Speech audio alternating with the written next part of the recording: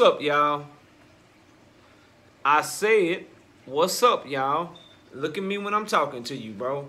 Nah, I'm just messing with y'all, man. This is your boy Knockout Boxing 86 TV, and we in here. So check this out, bro. Before we get going on our video today, smash the like button, subscribe to the channel if you're new over here, share the video, go turn on your notifications as well so you can get notified when we drop our daily videos. And don't forget to follow me on Twitter at KOBoxing86TV. Live shows every Wednesday night, 7:30 p.m. Central Time. Live shows every Thursday night, 7:30 p.m. Central Time.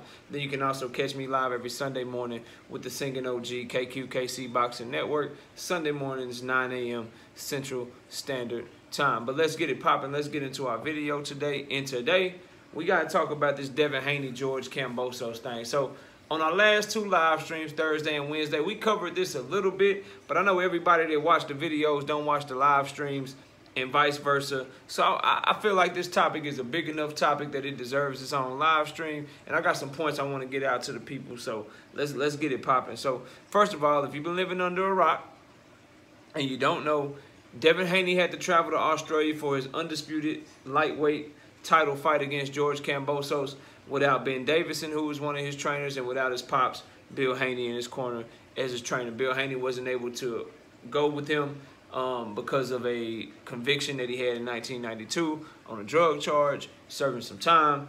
And so now Devin Haney is over there without his trainers. His Yoel Judah, who is the father and trainer of former undisputed champion, six-time champion, Zab Judah. You know, he will be in the corner for Devin Haney. So it's looking like Team Haney is preparing for Bill Haney not to be able to make the trip. I think it's commendable on Devin Haney's part that he's willing to do all of these things just to go after his dream. Let me say that first, like being willing to take a deal that's extremely unfavorable to you, and then following that up with having members of your team not be able to make the trip, to be there with you in person and kind of guide you through this moment. That's huge, being willing to do that. But my point is this, and I have people that are saying that I'm advocating for Devin Haney to pull out the fight. I'm not advocating for that, bro. What I'm advocating for is for him to stand his ground to get more favorable conditions, because let's keep it a buck, bro. He already is up against it. You in this man country. You're going to have every fan in attendance, you know what I'm saying, going against you. The business of boxing is going against you. Like, forget what y'all talking about. Look at what he had to do to get this fight. The fact that he had to go through all of this just to get this fight in the first place, the business of boxing, the Lou DiBellas, the Top Ranks, the WBOs and WBCs and IBFs, all of the power players in boxing, they didn't want him to have this opportunity, bro. So you need as much things that you can have for you and in your favor. You need to fight for those things. And Bill Haney is of the mindset, and he has stated that they told him everything was going to be good. So, okay, make them stand on that shit if you Devin Haney. Although he is willing to go fight under these conditions, no one should have to. Like, if you got to go on the road, you got to go on the road. That's cool. Alexander Usyk went on the road multiple times for multiple belts and multiple defenses. You know, Earl Spence Jr. went on the road to go fight Kell Brook. Like, fighters go on the road and got to get it out the mud and snatch shit all the time, and that's cool. But having to do that under these type of circumstances, I think is asking too much. And the reason I'm speaking about it right now, because I'm not in the excuse business.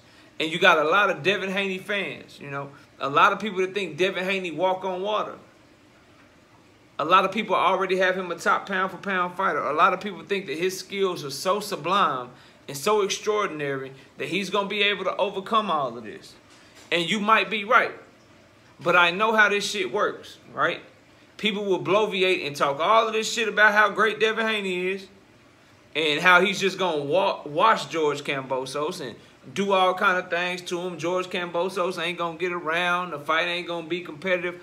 All of that shit. Then if Devin Haney go out there and lose, the same people that were acting like this shit right here ain't no big deal, Bill Haney not being there, you know, judging is not important.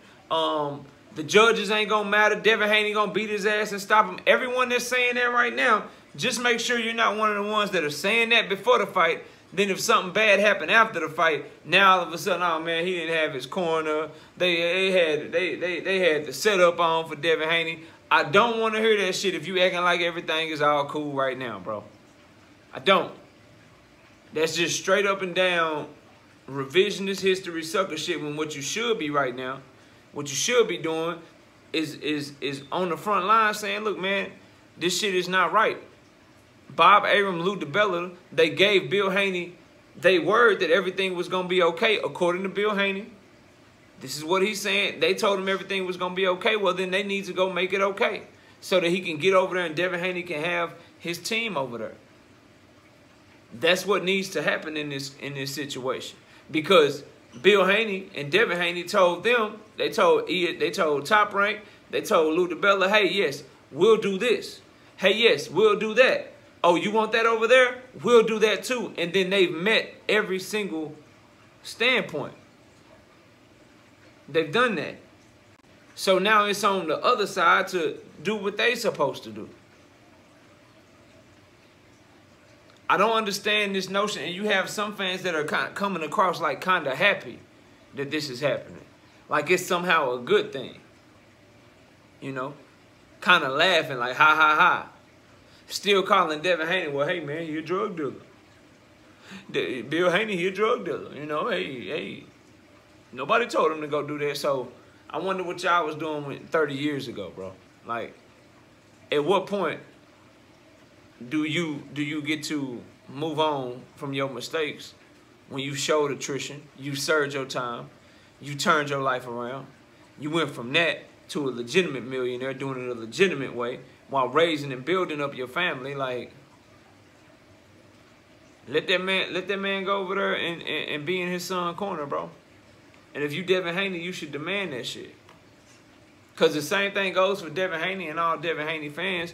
If something go wrong, bro, I don't want to hear about, like, you doing a post-fight press conference, or you got a press conference for another fight in the future, and you talk about how that fight was a robbery or how they mistreated it. Because they doing the shit right now, and you seem to be going along with it or just doing everything you can to get to your goal. And I get it, bro. Like, you 23 years old, you probably feel invincible. You really believe in your skill set. You think that you the greatest in the world, and you ready to go prove that against any and all odds. The fact that you are willing to, again, the fact that you're willing to do that is commendable, and you will always have my respect for being willing to do something like that. But I would just say, everything that you're willing to do, you shouldn't always have to. Just because you're willing to go through certain things to get to your goal and get to your dreams don't make it right, and don't mean that you should have to go through those things to get to your goals and get to your dreams. Everyone deserves a fair shot. And in this case, the only thing that I don't think is asking too much for Top Rank or DiBella or the Australian government, because the Australian government is going to make money off of this shit, right? You about to make money off of Devin Haney, are you not? All the traveling, all the tourists and shit, all the people going to that big-ass stadium. You're going to make money off of him, are you not? And so if you're going to make money off of him and his father's hard work, the least you could do is allow the person that you're making money off of to feel comfortable in that situation. Because no matter what you say, no matter how you slice it, no matter how you dice it, if Devin Haney is not fighting George Kambosos, then who is George Kambosos fighting? Does George Kambosos have any type of event of this magnitude with anyone else? So if you're going to make money off of this young man, off of his hard work, his blood, his sweat, his tears, the least you can do is let his whole team get over there so that they can prepare accordingly, and that they can have the best shot at success that they want to have. You don't, when you're making money off someone to set them up for failure, that's sucker shit to me. Like, I don't care how you slice it or how you dice it. So again, bro, I'm not advocating for the fight to be postponed or canceled or whatever. I'm advocating for boxing, for the Australian government, for Lou DiBella, Top Rank, Bob Arum. Man, get that man over there, bro. They did everything they told you they were going to do. Y'all about to make potentially millions off of these people. Y'all about to sell probably a bunch of pay-per-views in Australia. It's going to be a lot of people from America about to fight. Y'all using this young man to make all of this money the least you can do is make sure that his team is there with him, and the people that he needs and the people that he wants is his support system leading up to and in the fight and after the fight. Make sure that they there and they comfortable too. I don't think that's asking too much. As a matter of fact, I think that's the bare minimum that you could do. Keeping it real.